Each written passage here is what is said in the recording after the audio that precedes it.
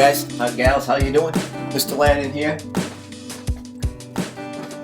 Finished up my little lady from last session. And what I'm going to do is I'm going to build a wire body, and that way I can move it and pose it. And I'm going to use the glue gun, which is heating up now. And I'm going to glue from the bottom up the various leaves from the rose petals and the little sticks and stems and whatever I think is appropriate for it. It'll just sort of be a spontaneous kind of thing. So anyways, what I'm going to do is I'm just going to do a very quick little line drawing of this. You know, put a little hands on there, you know, whatever, you know. I think that might be just enough, you know. That what I'm doing is it's just a little drawing. You know, just a little drawing. You know. So there we go. I just did a little sketch. All right, so anyways, I got my little lady. I'm going to lay her down there. I've already taken some wire, you know, and we've all played with the wire before, you know, at school. And in my case, what I did is it was a little thin, so I took it and I twisted it up. And I actually made it very long, and then I doubled up on the legs, as you can see. You know, I didn't cut it, and only because I needed some stability, right? So that's how I started that thing. And what's cool is the flexibility of it. Now, I tried to do it in a little bit of a proportion. You know, so she's kind of looking pretty groovy there. I'm going to put this down here. And then I have another piece of wire right here that I twisted up. Again, this is just so I can get busy with it and I don't have to wait too long for it. And what I'm going to do is I'm just going to thread this through. Actually, let me point this out. Remember I was talking about these needle nose pliers? That are the round ones. I twisted this area, but I actually held this in place, so when I twisted here and here, I had a little opening that I could use as a thing to thread the arms and the legs through and to bind it in. So I'm going to thread this through here, and I have my hot glue gun, which is probably heated up by now. And what I'm going to do is I'm just going to hang this right on here, a little hot glue on there. I'm just going to hold that. That will at least position these in place. Later on I'll be binding these down with some glue, but I'll put another little piece on there. Yeah. That's drying. I'm going to take her head. I'm going to lay down a bunch of glue right here. And if I'm patient, which I cannot be, just ask my wife. I'm just going to let this cool for a little bit. And I'm going to take this body and I'm going to lay it right down into the plastic. So we'll put a little bit more glue on there. Later on, I'll probably be inspired to put a bigger backing on her. See that there? So that's just going to be glue in there, and that hot glue is amazing, isn't it? So we'll let that dry for a little bit. And remember I was saying that certain areas I mentioned likes. Well, what's kind of cool is when we were down on the beach, on Front Beach yesterday, taking a walk, I found all these little pieces of pottery. And it's so interesting. They're all jugs. They're all from old jugs. And you know, it's interesting. I don't know if you can see that right there. But this little piece of pottery right here, there's a texture to it. And this might be interesting to you to go investigate in your own house. If you see a piece of really natural kind of pottery like this, what's going to happen is you're going to notice that there might be like a little, what I call an orange peel texture to it. It's kind of very subtle texture. That's actually a salt. They're called salt kilns. And what happens is this, when you cook at a very high temperature, a lot of traditional American pottery, all those old whiskey jars you see that people have around their houses or in front on their stoop, you can see them in flea markets a lot. How that's fired is the glaze. It's actually not a glaze that's put on the pottery. What happens is when the pottery gets to a particular temperature, usually around like 2,000 degrees up to 2,300, high fire stuff, you introduce salt into the kiln. And at Mass College of Art, what we used to do in many places like Penland, Haystack, where I've studied, we'd have kilns specifically designed for salt kilns because it contaminates brick. If we try to salt kiln in our school kilns, it's made of a soft brick and the salt will eat up the brick. But you have to use what's called a hard brick kiln, much like you would have in your fireplace. So what they do is when the kiln gets hot, they throw these salt packages into the kiln.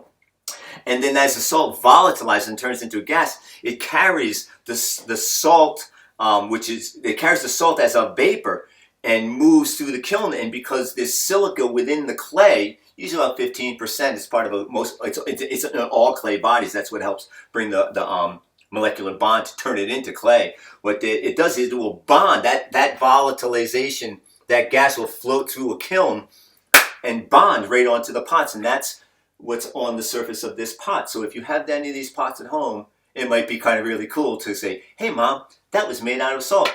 Also, another cool thing, just like that, it might have been out of wood, because wood, as it burns off, also has the silica in it, and that will move across as a vapor. And depending on how you rest the pot in the kiln next to each other, they act as barriers. So a lot of artists, when they're making a salt kiln or a gas kiln or a wood kiln, what we do, and it's a gas-fired kiln, by the way, you can introduce cobalt, copper, vanadium, rutile, all these kind of earth compounds, chrome, and you can put them into a powdered form in with your salt. So you throw it into the kiln, and it actually will bring those earth compounds, those colored earth compounds, and they'll float around the kiln. And depending on how you orient your pots next to each other, you'll see that flame, and you'll see like a ghost flame movement, almost like a frozen vapor trail across the pot. So that's kind of really neat. So look for those. Maybe you have some pots in your house. So, oh, this is a beauty, huh? This is really kind of neat. This is actually a piece of pottery, and it has some crazy on it, and it has some beautiful chrome. This is chrome. It's not copper. Chrome has this much more drier kind of surface to it. And this is a piece of pottery. I can even see a little piece of blue, and it must have been these are little designs that were on it. So this floated up on the beach. I got another. Yeah, this is definitely either salt. See that? I can see it in this reflection over here. And I'll cut to that, I'll make sure, because you can see the orange pebble texture. And that's definitely a wood-fired or a salt-fired kiln. Here we go. Alright, so I'm back. What I've done so far is I took I didn't want to use the shell. It just wasn't seemed to be right. So I found this really nice piece of wood that I've had for quite some time, sitting in that little glass jar, one of my many places I collect things. Actually, I got tons of this stuff. And because I found those berries earlier, you know, I found these berries right here. That's kind of cool. So I thought I would use these berries. So what I thought I would do is I'm going to flip this over, and I'm going to glue 3 little berries on the bottom. And what's going to do is going to kind of make a connection between these here, which is kind of cool. And then we'll put another one right on this back end. Nice close to the edge, so when you see it from a profile view, you'll really get to observe it. Now we'll flip it over. Yeah. So now she's standing up on her cool little platform. And I'm going to let that sit, and then I'm going to start applying my leaves. And I haven't quite figured out how I'm going to do it yet, so sometimes you just got to start, you know what I mean? And little hot wax is kind of sticking on that. So these have all curled up like this, right? So I think what I'll do is I'll let that sort of be part of the vibe. You know, I'm not too sure yet how I want to lay it out. Maybe it should go this way. Whenever I'm going to build, yeah, that's it. Whenever I'm going to build these, I always build from the bottom up, because I think the way a shingle sits on a house, you know, or even the way, you know, so funny, isn't it interesting how a shingle sits on a house, but that's also how a snakeskin sits. Feathers sit on birds, and it's all for, you know, well, for snakes it's so it can slide nice and smooth along, and for fish it can swim along. Imagine if a fish had scales going the opposite direction, it would be like baffling up the water. Very aerodynamically designed little creature. You know, when in doubt, just try it out. I'm a poet and I don't know it when my feet show it, because they're what? English people? Longfellows. My dad's always an English teacher. Before he was my principal, so I remember him always saying that. You know, what's going to be kind of neat about this is, I don't know how it's going to look. And that's part of the interesting thing about making art. have found objects. I never really was a great illustrator. I was more of like a builder of things. And in some ways, it was funny because when I was at Mass Art, I always felt kind of like less than some of the other artists that were there because I just didn't have those kinds of skills. But my dad was one of these guys who always used to be able to, who always, encouraged us to build things. We use the term in art, it's called the value, and it's not monetary value or human value, since you're also valuable, right? Just ask your mom, or your mom, or your grandpa, or someone who loves you. Maybe it's your adopted mom. Like I said earlier, we're all in a family, right? So it's not whether you're, how you're born or where you're born. It's how we learn to love. So I'm gonna put a little wax down there. I always think it's kind of cool. We live on a planet and I tell you, I hope I get to live long enough that I get to go into space, because I would just absolutely love to see this planet from space. Someone was telling me that, when you look at the Fibonacci, the golden ratio, I think I talked about that earlier. The plants grow just like the Fibonacci shows. The way things petal out is the Fibonacci is very apparent in it. So I'm going to play around with that. Why don't you lay out take a look at the idea of the Fibonacci. Maybe you take some tape and map out your room in a Fibonacci sequence. So, maybe you put your dresser here, and as it spirals out, maybe your bedpost or where you sit in your chair goes there on the Fibonacci spiral. It's kind of like the feng shui. I have a nice feng shui book, which is a Japanese form of organizing your space. We have cats.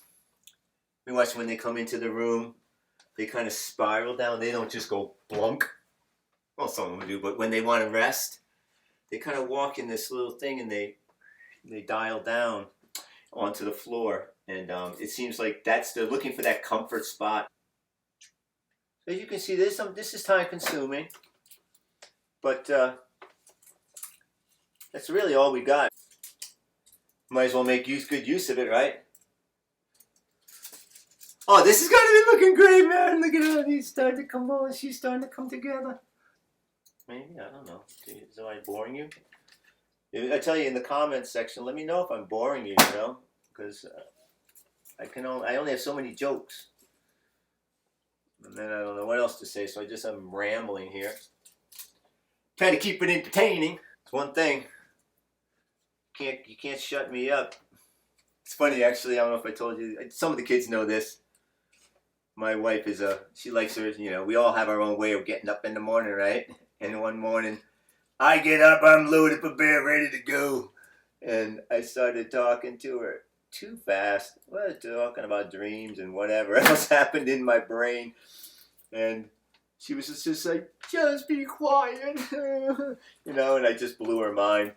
And I made her cry. Just because I was talking too much. So I sent her flowers at work. She worked at Trader Joe's at the time, doing the painting the murals and doing all the little tags and stuff over in Arlington.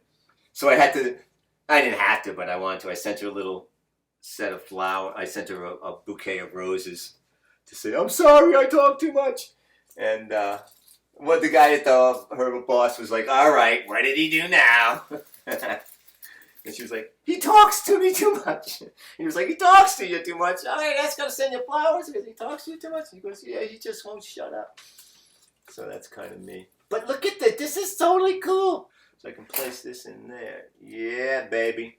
Okay, so I'm going to scooch that. The reason I doubled up those wires, it'll just help be a little bit more. It'll hold it a little bit more. And in the end, I don't really care if some of the wax shows up. There's an old thing, there's a saying in art, we call it truth to materials. Just will you? You don't want to hide everything. Kind of a folk arty way of thinking about things. Like I said, I'm more of a craftsman than I am an artist. All right, so I'm going to just keep building here. Again, it's a slow process. I just like working like this. I found that, you know, it's funny, I'm 60 now. And because I have a shop now here in Rockport, I'm going through all the motions of like, how do I make $1? How do I make a little bit extra cashola? And, you know, sometimes I started like compromising my own thing for trying to make some money. Like, hey man, I gotta make some money. I want to pay my bills, and you know, I want to be responsible. But then there's a point when I just got tired of the commercialization of trying to make a buck.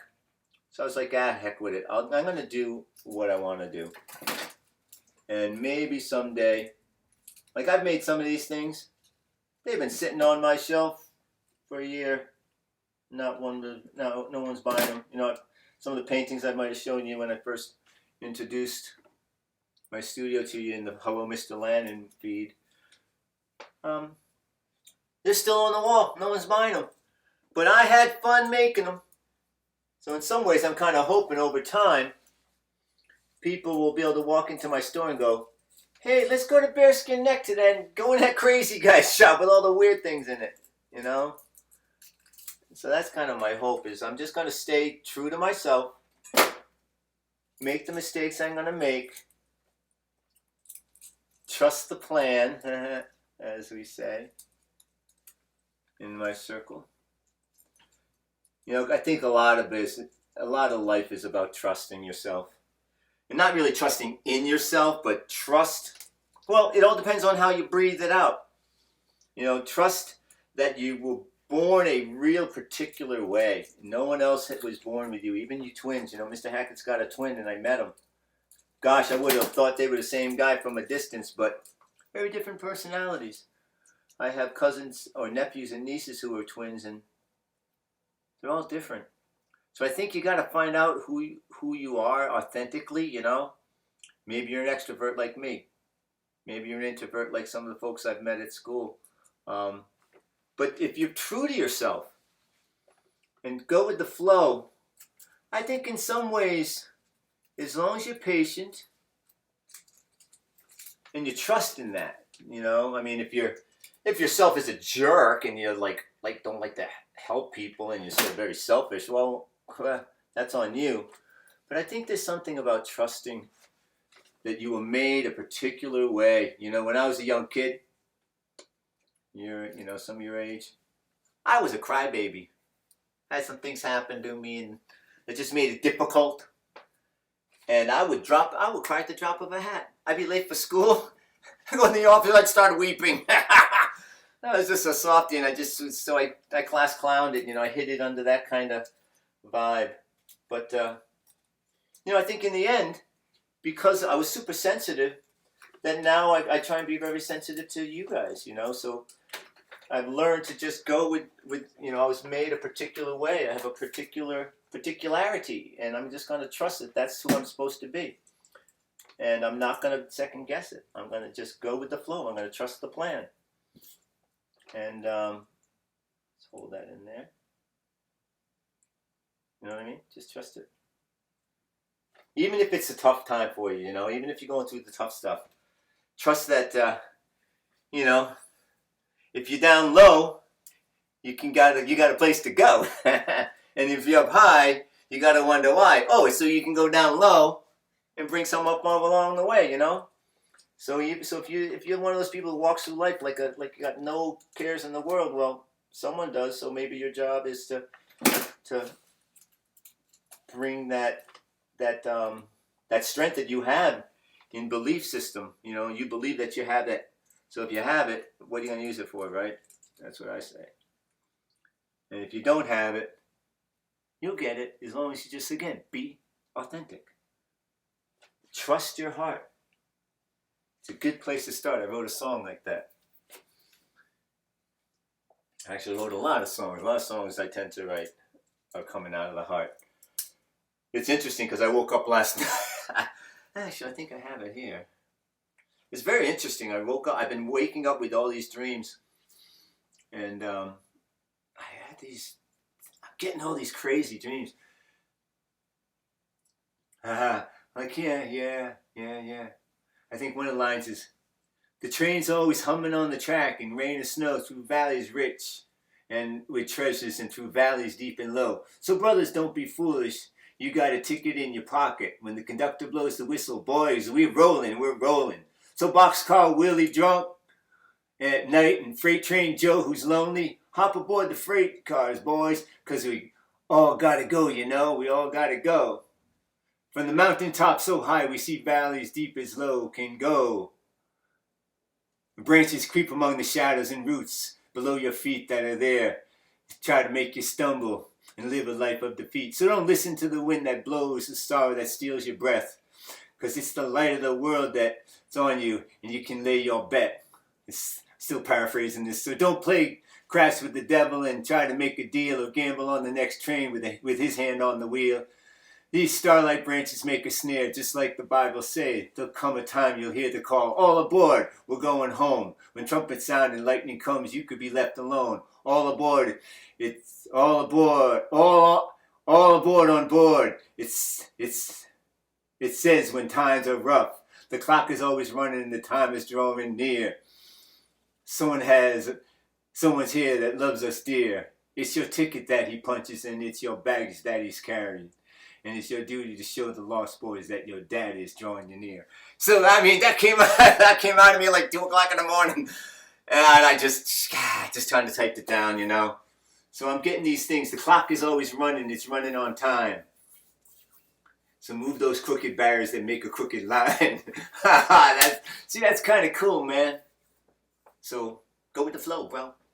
Don't you know? Well, that's only part of it. So I'm going to have to switch it around. If any of you English kids out there, English teachers out there catch a load of this, give me some critique on it, you know. But that's kind of what happened to me. That's happening to me right now. And I'm trusting the plan, my man. Trusting the plan. So we're going to shut this down a little bit. We're going to waste up too much of the battery. And we'll get back at it as I move along.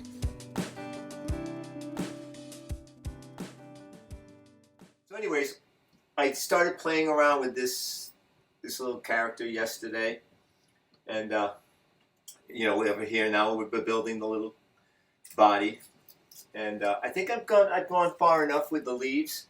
So what I want to do now is I started taking apart some of these rose petals that have been dried, and it was interesting finding that certain ways to take off the petals without destroying them. And one way was kind of neat. I just kind of went like this. I'm going to do that real quick. I sort of just gave them a little twist, like this, and they just started falling off. Just start twisting them, and they came off. Now I want to save all of these, because I'm thinking that's going to be something special, because it's such a beautiful color and different, and it actually kind of matches up with the gold that's in, or the brass, and some of the lighter yellow tones. So that's going to be something I think that's going to come in significant later on.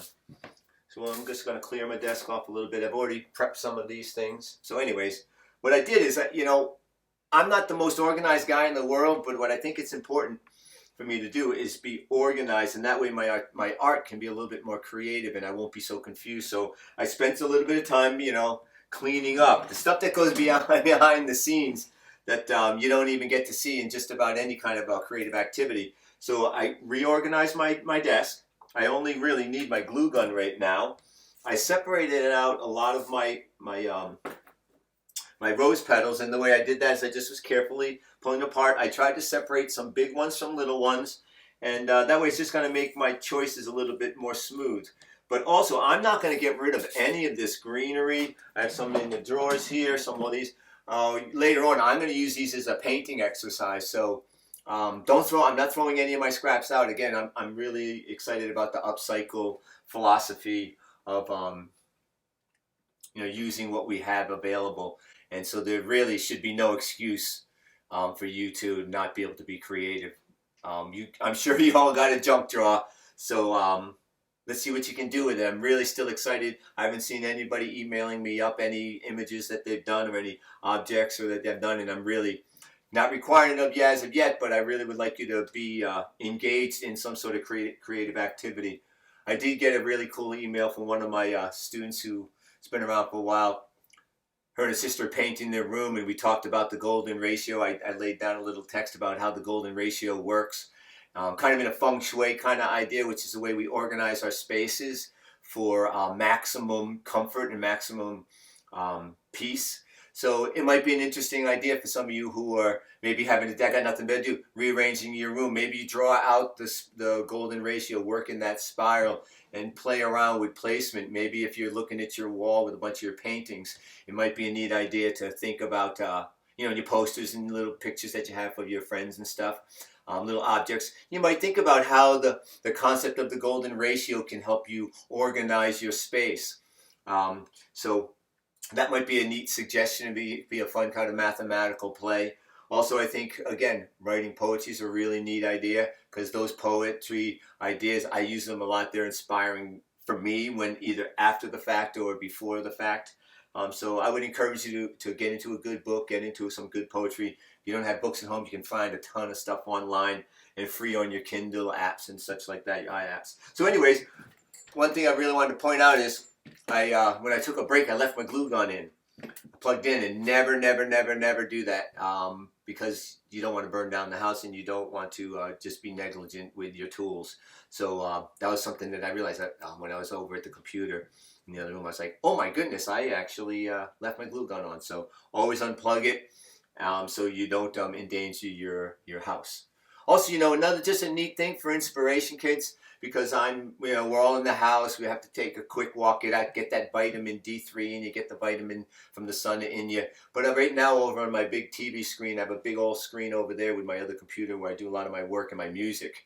I have it on what's called 4K movie from space. And as I'm speaking to you, I'm being incredibly inspired by what I'm seeing filmed out of the space station right now. Some of you know that because I like to play it at school as an inspiration to, you know, just remind us that we're on this big, beautiful planet. It's an amazing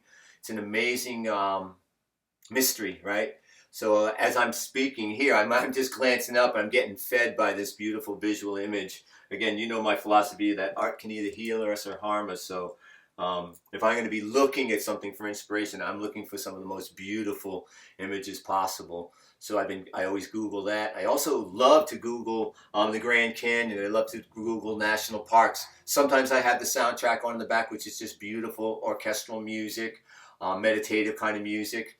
And I even get on my elliptical in front of my TV, and I work that out for my walks and stuff like that when I can't get outside, if it's too late at night, or I just don't really feel like getting outside. So anyways, I did my little green leaves, and I think I've done enough of that. So what I'm gonna try and do now is look for creating a little blouse for the lady. So I'm just gonna start building this up and see how it goes for a while. And there'll be a point where like what I did is you can see as I put the arms up in the air, so I can get up underneath the shoulders, and then I'll have to bring the arms back down to get them in position.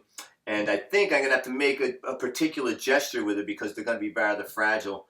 I'm not even too sure I'll be doing all the leaves on her upper arms, only because I think they're just so fragile. So I'm gonna have to look for another material to do her sleeves, and maybe we can make some cuffs for her arms later on with some of the more smaller petals. So what I did is I separated out the little petals as best I could, and from some of the bigger ones. So I'm just going to start this thing, and like I said, I'm going to trust my instincts and my experience, and I'm going to go with the flow. I think I want to get a little transition here, so I'm not going to start on top of the leaves exactly. I'm going to start underneath just to get a little thing going on, and I'm going to rotate it this way so I can really experience. And I'm going to sit down at a nice height. Before I was standing up, and I found myself bending over, and I kind of thought that wasn't really good for my posture. So I have a nice chair. I can keep my back upright, and I think that's important for my health and for health in general. And you know, we're a one system being. You know, everybody kind of thinks that we're a hand and then a foot and then a this and a that, but really, if you actually think about it, you go right back to that old song. The leg bone's connected to the hip bone, you know. So I would encourage you to check your posture, and you might be amazed at how actually slumped you are right now, even just sitting here or standing here watching me go through my little rhythm here. So I'm going to go dig around some of my other piles of collected junk, and we'll see what we can do about it. All right, we're back again. Well, like I said, some things have to happen behind the scenes. Otherwise, this would be the longest video in the world. I went through my little collection bottle, and I had a couple of things I had to dig around in. Get my green juice.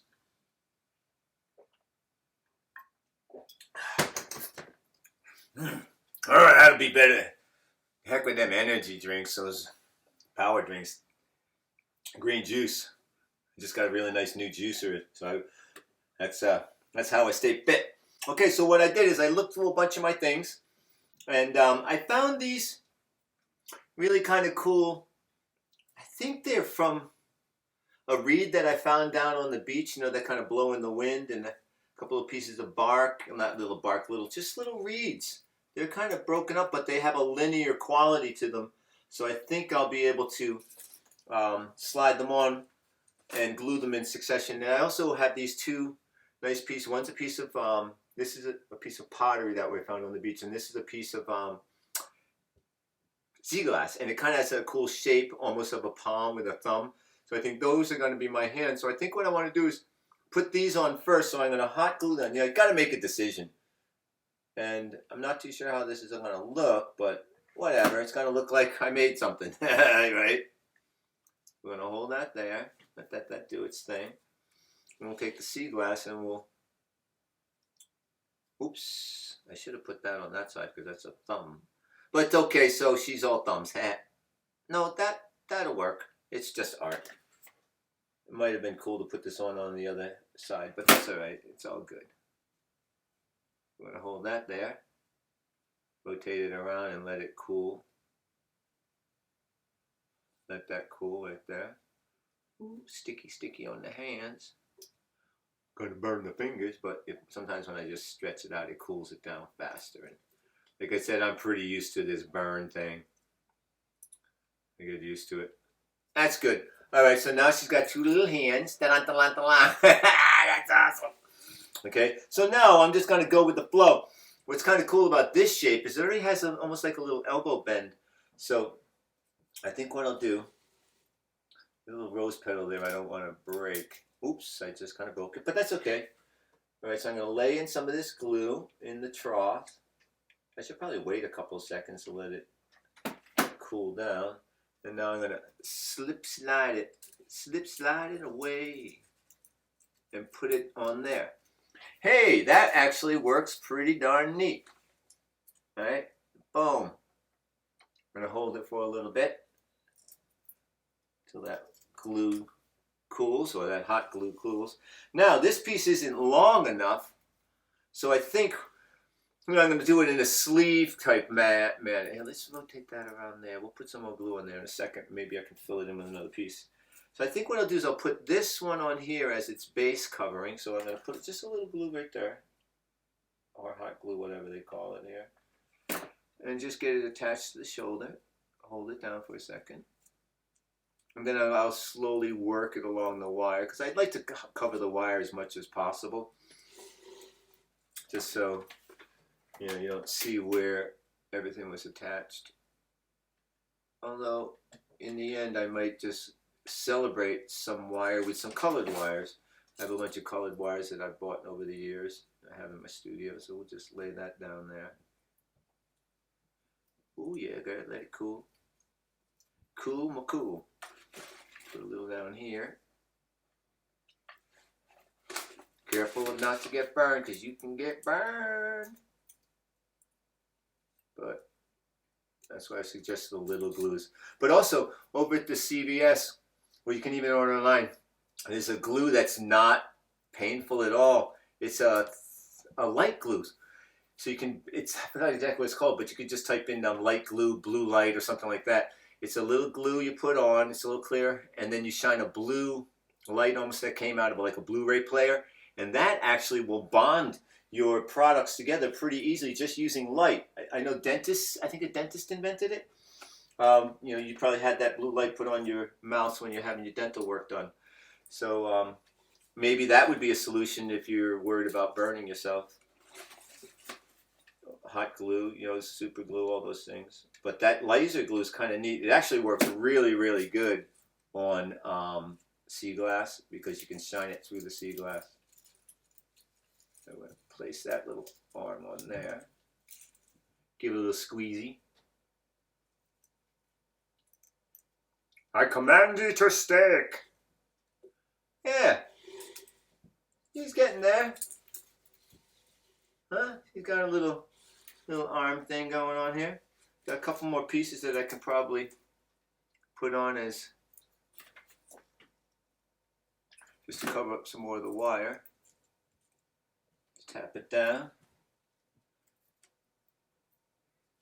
Yeah, that'll look good there. Right there, yeah, that'll be good. Almost like a little shoulder pad type vibe up here. And again, I always like to work from the bottom up, and then even on the sleeves when I do these things from the arm up, and that way when I lay them over, it has that nice shingled kind of approach to things, and I think it just looks a little bit better that way. I think I should put. I'm gonna snap this. Ooh, I got these nice little green petals from the roses. Maybe those can be something for the cuffs. Yeah, that's kind of cool. Ouchie, ouchie, ouchie. The Ouchie Min Trail. Yeah, perfect. So I just laid that in there, nicey nice. That's sweet. That's real sweet.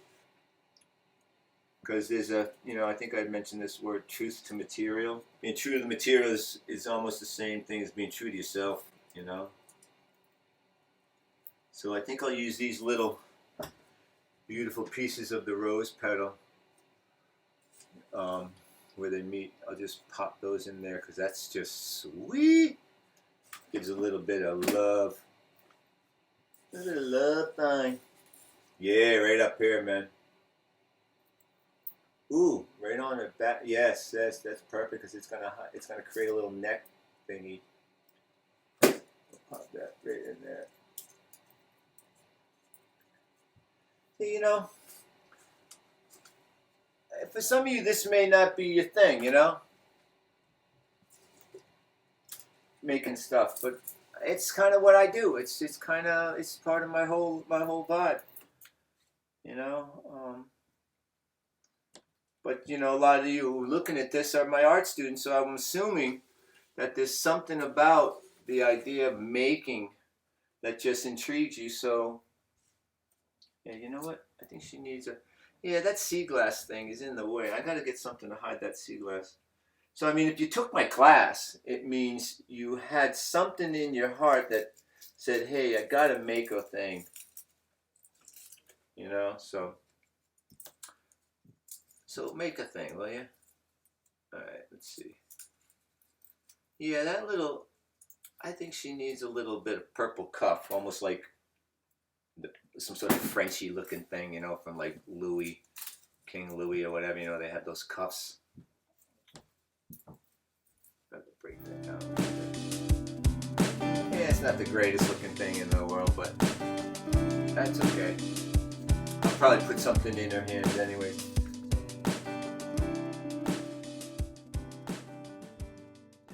Oh, I know. I can use some of this tree bark. I got some beautiful birch wood. And that would, yeah. Ooh, almost like wings. So we'll just split this. Yeah, baby. Okay, so now we're talking. Now she's going to be like flying, got wings. Oh, yeah, baby. That's good. That's good. That's good.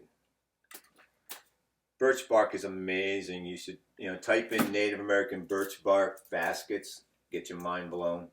So not only is it going to be covering up her neck and creating that little thing, but now she can take flight and fly. Or kind of like a little Superman cape, or Supergirl cape, or something. I don't know. I'm just goofing around. All right. Yeah. Oh, yeah. Okay, so that's going to go there. I'll put it on in a second so you can see. Yeah, look at this. Dun-dun-dun-dun-dun. She's got wings. Yeah, baby. Alright, so let's lay that down. We'll hold that there. Yes, yes. Yeah, look at this. It's like a little collar thing going on. Oh, cool as heck. Yeah, baby. I got a little birch bark as this collar. Little wing thing. Little wing ding. Probably needs a little hat. Ooh. Look at that. A little rose petal hat. And it's got a hole in it so I can drop that right through. Oh, that's perfect. That's perfect. See, trust. Trust the plan, as we say. Trust the plan. Drop that through the little hole. Make a little hat like this. And then we can put a little shell or something on it to cap it. Yeah. Okay, so I'm going to have to cut. Okay, so what I'm going to do is I'm going to cut this shell. I have a little, got a bunch of them actually. Jeweler saw. So what I'll do is I'll just cut this down and open up that shell a little bit.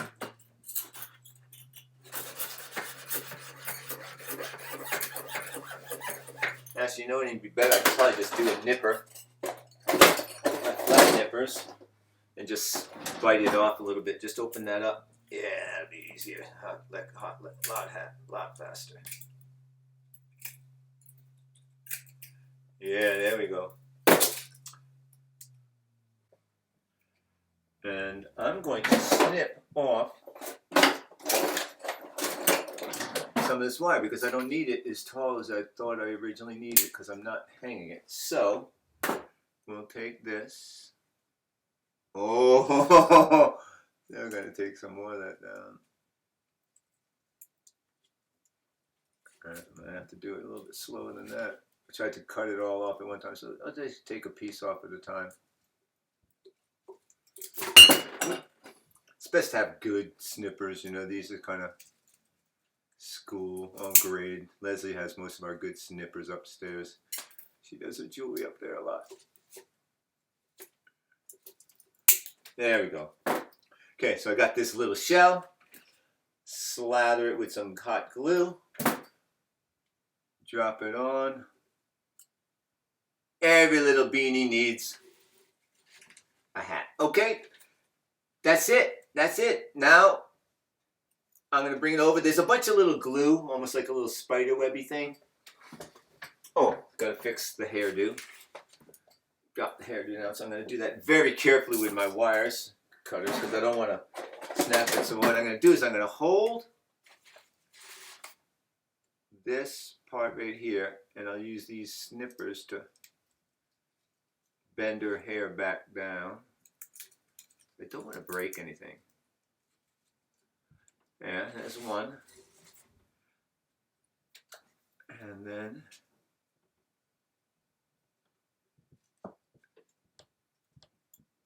two.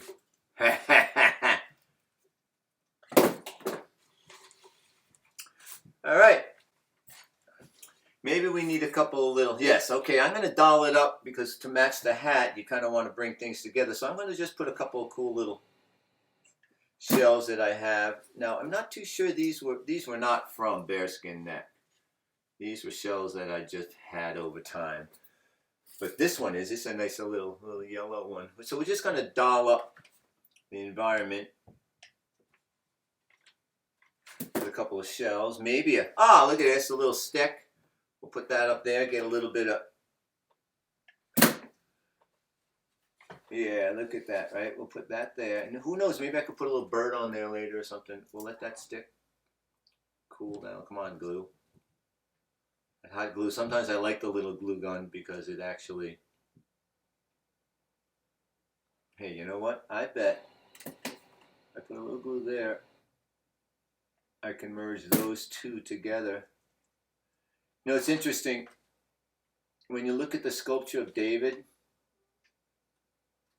he's standing up on with one foot sort of raised up on his ball of his foot. And what I find fascinating is, because it's such a huge piece of marble, that if he didn't have the piece of like a tree stump next to his leg that's holding down, the thing would collapse under its own weight. So there's a thing called form follows function. And so if David's gonna be standing up on that hand, on that one foot, you don't want it to be so precarious that it could fall over. So, but you want it to be part of the idea. So you're gonna make it's called a buttress, and a lot of you know about that terminology. So a flying it's a buttress. So not only did, let's get this, Michelangelo put that buttress on there, but he also, to keep David from toppling, but he also put it on and carved it to make it look like a tree. So if you're going to make a buttress or something that's going to support your objects in a precarious posture, think about what you're going to be using as a secondary buttress, but then how does it relate to your idea? Like I think this little character is definitely a gardener. So maybe, let's just hold that for a little while. Maybe if I had time to make a tool, which I probably will, I always like to define my characters with some sort of tool. Maybe it's, this cat doesn't ride the bus and have a briefcase, probably a little rake or a little shepherd type something in its hand. So I think that's always fun to do, is get a tool, the concept of a tool or an object that it uses for its job, right? So maybe that's what I'm gonna do. I'm gonna look around for a nice little stick. Maybe I'll build a staff of some sort. So that's what I'll do. I'm gonna build a little staff, and I think what I'll do is I'll glue it here, and it'll come up over here and slide right up over there. And maybe I would put something in his hand, and that might detract from what I'm not too happy with, the little leafy thing there. I'm not totally satisfied with that yet. So anyways, the other thing I'm going to do is I'm going to take some time at the end, because I got all these little spidery webs from the wax, and I want to pull all those off very, very carefully, because I like I want the work to be clean looking. I'm done. I'm going to make a little staff of this, and we'll title it. If you have any ideas for a title for this little character, I challenge you to give her a name, give him a name. It's really not too sure what it is. It's it could be either or, right? It's one or the other. And she's just beautiful. Let's give her a name. I challenge you on the YouTube. Let's name her, and I absolutely challenge you to send me a poem about her. Okay? And if you do, I will be very, very pleased. If you don't, hey, I'm pleased anyways. It's just my nature, because I'm an incredibly thankful person. All right. God bless you all. It's been really, really fun just exploring with you. You know what's kind of cool about this whole thing is I don't get to spend this kind of time with you talking about these kinds of things and how I think when I'm in the demonstration mode at school, because I just got to get the information out to you. And so you can get to work in the studio. So this has been a real blessing for me to really delve into why I make work and how I get inspired without spending too much time on it. All right, see you soon. Oh, you know what? That's what I'll do. I'll be using one of these stems as her staff. Yep, a little back. Okay, so let's get that running again. Still clicking away. Yep, okay, good. You know what? That's what's going to do. Well, as far as her staff, I will take one of these roses, either one of these or something. I kind of like these ones with the little stuff on it. We're going to break that. Let's do that right now. We're just going to take it. Although I love those little spines on that one. But let's just break this off. Oh, yeah. Okay, so I'm going to have to put a little hot glue there. We'll put that right there. And then I'm going to glue it to her hand.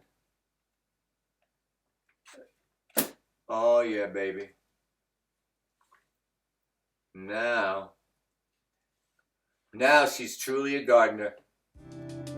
You take care. Peace, love, dove.